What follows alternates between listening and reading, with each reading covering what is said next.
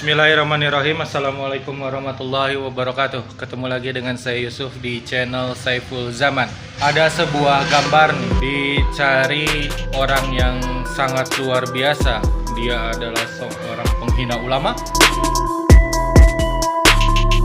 penghina da'i dan ustadz,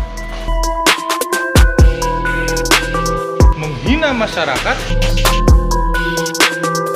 Ya Hadi بشير يا طبيبي نبي الله خير خلق جميعا له أعلى المناسب والمراتب صلاة الله سبحان الله. Bismillahirrahmanirrahim. Assalamualaikum warahmatullahi wabarakatuh. Kaum muslimin yang dirahmati Allah, semoga Allah senantiasa curahkan segala rahmat, segala nikmat yang berkepanjangan dan tiada akan berhujung dari dunia hingga akhirat kelak insyaallah. Dan Allah pun kumpulkan kita para kaum muslimin di bawah naungan aras Allah beserta para nabi, beserta para orang-orang yang Allah kasihi, Allah sayangi, Allah cinta insyaallah, di bawah naungan aras Allah kelak di mana tiada naungan selain daripada naungannya insyaallah. Amin amin Allahumma amin. Kaum muslimin, pada kesempatan malam hari ini saya akan mengunggah sebuah video yang dimana video ini mengesahkan tentang perseteruan ya, si Kribo ya. Kribo ini mencoba untuk berseteru pada dengan Bang Lius, yang dimana kita ketahui semua, banyak kita ketahui ya, Bang Lius ini adalah seorang Tionghoa yang sama ya, sering membela Islam juga, sering membela Habib Rizik dan membela para ulama yang lainnya. Nah, video ini ya saya kombinasikan dengan video yang ada di channel Saiful Zaman ya. Jadi saya ambil dari tempat beliau, oleh karena saya diberikan link oleh hamba Allah untuk mereaksen ya. Jadi saya klik, saya kutip videonya, ternyata memang wah luar biasa. Ternyata Zen ini memang senang, sudah memang dari mudanya itu dia senang menghina Islam, menghina umat Islam, menghina masyarakat, bahkan Allah pun ya, Tuhan umat Islam pernah dikata syaitan dengan si Kribo ini. Nah, demikian kaum muslimin videonya. Siang ini saya mau jawab itu. Ada Habib Zain, lebih populernya Habib Kribo. Saya mau jawab, beliau bikin video. Kok Pak Lanyala yang lebih terhormat duduk sama Lius ini sedikit martabat jatuh. Saya nggak pernah ketemu sini, cuma ada temen pernah ngirim foto-foto Habib Zain ini di rumah temen saya itu, Pasir Putih. Luar biasa sama temen-temennya, bahkan terakhir kaget juga saya, dikasih penghargaan sebagai apa itu, NKRI apa. Ya, saya happy aja kalau Habib Zain ada yang kasih penghargaan. Tapi Boyo, jangan kritik-kritik orang dah. Saya tergelitik itu karena Habib Zain singgung-singgung Ketua DPD Pak Lanyala itu ketika ikut menandatangani penghargaan buat Habib Rizik Syihab. Sebelumnya itu ada tanda tangan dari Pak Riza Ramli, ada dari Refri Harun, ada dari Natalius Pigai, ada satu lagi Rocky Gerung. Ini 5 nama luar biasa. Dan saya masa dibilang saya mempengaruhi Pak Lanyala. Pak Lanyala itu orang luar biasa. Itu bukan main-main, itu bukan kaleng-kaleng. Itu asli, itu pejuang asli. Saya ketemu itu baru kemarin di kediaman beliau. Saya terkagum-kagum. Saya nyari beliau itu karena beliau itu saya kenal sebagai Ketua Pemuda Pancasila itu di Jawa Timur, Ketua Kadin, luar biasa, Ketua PSSI, Ketua Umum PSSI.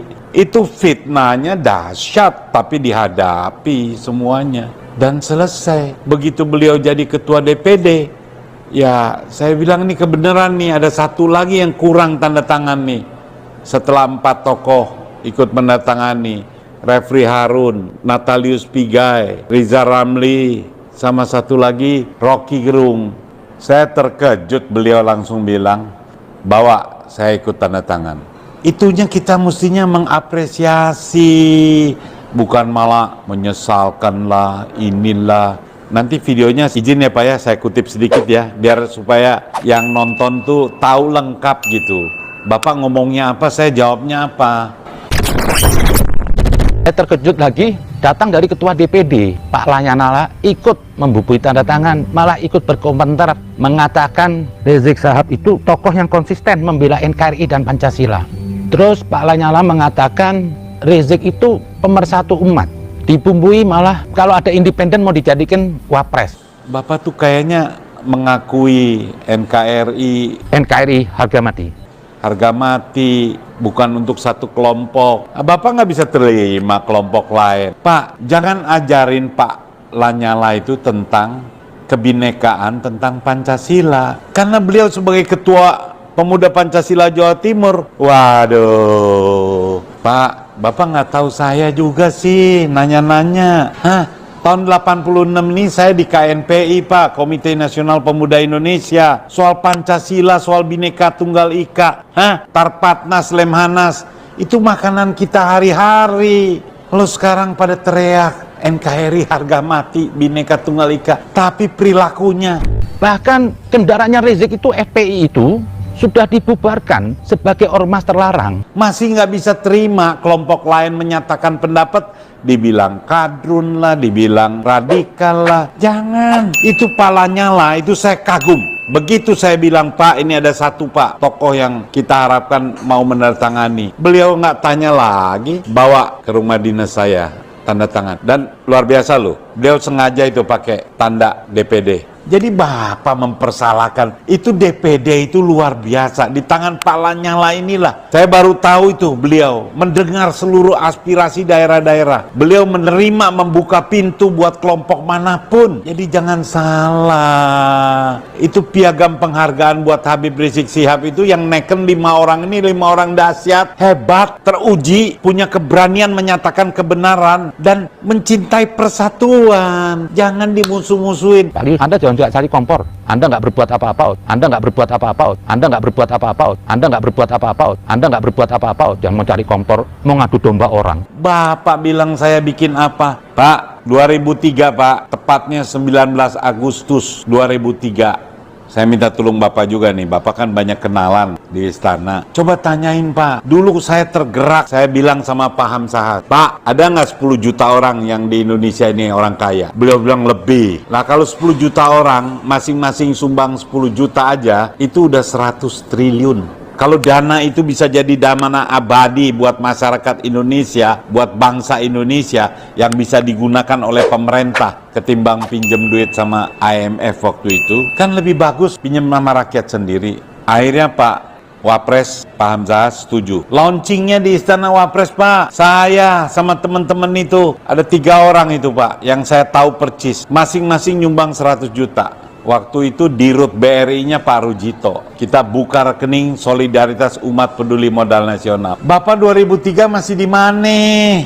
Kita udah mikir soal negara. Bagaimana membantu negeri ini supaya jangan IMF memberikan perlakuan yang tidak mengenakan negeri kita. Kamdesu begini waktu Pak Harto tanda tangan. Coba bayangkan Pak, kalau 10 juta rakyat Indonesia, model-model saya aja masing-masing 100 juta. 1000 triliun loh Pak. Bukan main-main tuh jumlah uang. 2003 loh. Tapi ya sekarang kita tanyain itu kemana? Belum dapat jawaban juga. Tapi kan saya nggak marah. Saya nggak kata-katain pejabat-pejabat ini nggak bener. Enggak. Kita dorong terus. Jadi kalau Bapak tanya apa yang saya perbuat. Aduh Pak, ingat ya Pak ya.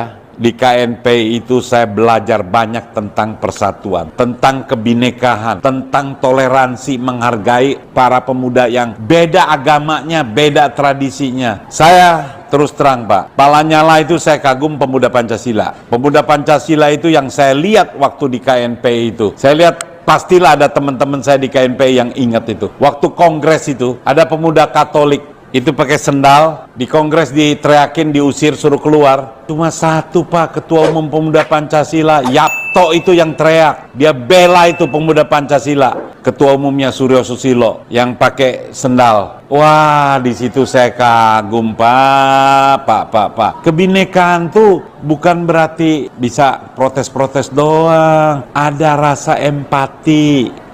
Berikan pembelaan kepada orang-orang yang diperlakukan tidak adil. Itu yang saya terkenang betul. Makanya begitu Pak Lanyala, saya ingat ini ketua pemuda Pancasila di Jawa Timur, jadi ketua DPD. Momen ini ada, saya yang nyari beliau, Pak. Dan di luar dugaan saya ini kan orang kecil, badan aja gede, tapi diterima, welcome, diskusi enak. Kenapa? Bapak bilang beliau mau jadi presiden. Itu bukan beliau yang mau jadi presiden. Rakyat-rakyat di daerah yang mendorong figur seperti Lanyala inilah yang pantas jadi presiden. Aduh, Bapak kalau mau dapat piagam, mintalah teman-teman Bapak tuh. Seperti kemarin di Pasir Putih, kasih piagam penghargaan. Saya nggak marah, saya happy. Aduh, ternyata ada juga Habib yang dapat piagam dari teman-teman. Saya juga pernah main ke tempat Bapak datang itu. Bosnya kan orang baik, Pak. Pokoknya kalau di sana makan enak lah. Kongko-kongko enak, diskusi enak. Itu orang Kristen apa orang Katolik tuh? Kristen. Orang Kristen ngumpulin. Tapi ya jangan... Mendingan Bapak cabut lah itu, dukungan Bapak terhadap Rizik. Ngocein Pak Lanyala lah, suruh cabut lah. Pak, beliau tuh kalau udah taken nggak ada cerita cabut. Saya waktu itu bilang, Pak, ini Bapak nggak salah nih Pak, nanti orang marah nggak nih? Enggak, sengaja saya pakai ini, logo DPD. Kita DPD terbuka buat semua kelompok, nggak punya sekat. Nah itu yang paten. Pejabat mesti begitu, punya rasa empati. Ya Habib Rizik dimaki-maki, coba pikir pasal apa yang dikenakan. Jangan terus kita belain hakimnya, belain polisinya, belain jaksanya. Lihat dulu perlakuannya. Itu kan cuma karena politik lah. Nah justru saya menyesalkan ya, mestinya Bapak yang ngakunya juga Habib kan, bersatulah, dialoglah, nggak ada yang susah. Itulah kelebihan Pak, orang-orang yang pernah di KNPI. Dia nggak ngotot bilang dia bener, tapi mau berdialog. Jadi jangan ajarin kita lah Pak tentang Pancasila, tentang kebinekaan, tentang kebersamaan. Dan jangan suka tanya-tanya apa yang lu udah perbuat. Ente juga bikin apa? Saya nggak pernah denger juga Habib Jen, baru aja nih denger nih setelah Bapak ya udah dah, saya nggak berani sebab saya dengar di kelompok Pasir Putih udah ada yang pakai pisau tajam gitu, nggak mempan bacok. Jadi ngeri juga kan, kita nggak ada main-main begituan.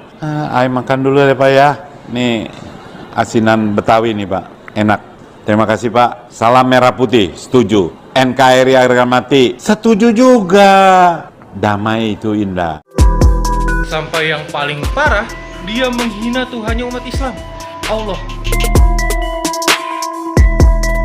Dari wajah-wajahnya ini mirip wajah Habib yang lagi viral itu, Habib Kribo. Tapi walau alam ya, apakah ini beneran Habib Kribo atau bukan? Kalau misalkan beneran Habib Kribo, serem juga ya yang namanya jejak digital itu ya. Jadi saat kita masih muda, penampilan belum berubah, postingan-postingan kita yang dulu bisa ketahuan. Nah demikian tadi kaum muslimin ya. Karena apa yang berlaku pada si Kribo ini ternyata memang orangnya memang mulutnya becek macam perempuan itu, nyinyir dia ya. Ya itulah orang munafik. Dan ternyata ya kedoknya terbongkar, dia bukan seorang muslim ternyata. Dan masalah kehabibannya itu demi Allah dia bukan seorang Habib, bukan.